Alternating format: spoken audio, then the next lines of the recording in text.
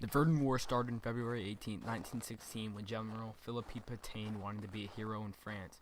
It was one of the largest and longest battles of the First World War on the Western Front between the German and French armies. The war lasted 10 months when it ended on December 18, 1916.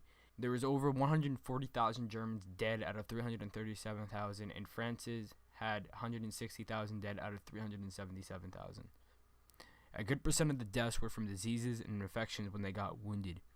The most common diseases were influenza, typhoid, trench foot, trench fever, and malaria, which were mostly caused by the bad and wet conditions of the trenches. In 1916, we didn't have much stuff to treat our soldiers with when they got wounded. We had very few supplies and mostly was bandage. All soldiers had to have training before going out into war.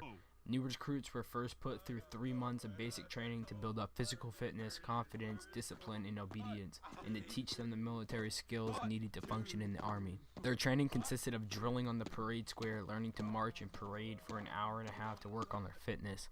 They also trained for being able to get over barbed wire safely and how to set it up so you could trap your enemy and kill them. The food was horrible. They only had canned meat, bread, and water, and the bread was usually hard. They were in the trenches for almost a year, so the seasons did affect them. They would stay close together to stay warm in the winter. They didn't have toilets, so when they needed to go to the bathroom, they had to go in the trenches. Mustard gas, aren't you? They also had to watch out for mustard gas to make sure they had a gas mask on or they would have died.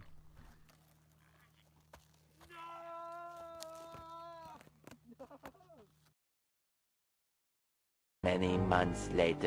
There were times in the trenches where none of the sides were attacking for like months straight, and they would just play cards the whole time. The steel helmets that they wore would save some people if it was on the side of the helmet when they got shot, but it didn't always save everybody. The artillery that they mostly used were the guns that they had in their hands on the battlefield, but they did have some tanks and mortars, but the tanks would always sink in the mud and wouldn't get anywhere. And then there's no man's land where nobody survived when they entered, and anytime you did, there was thousands of guns shooting at you.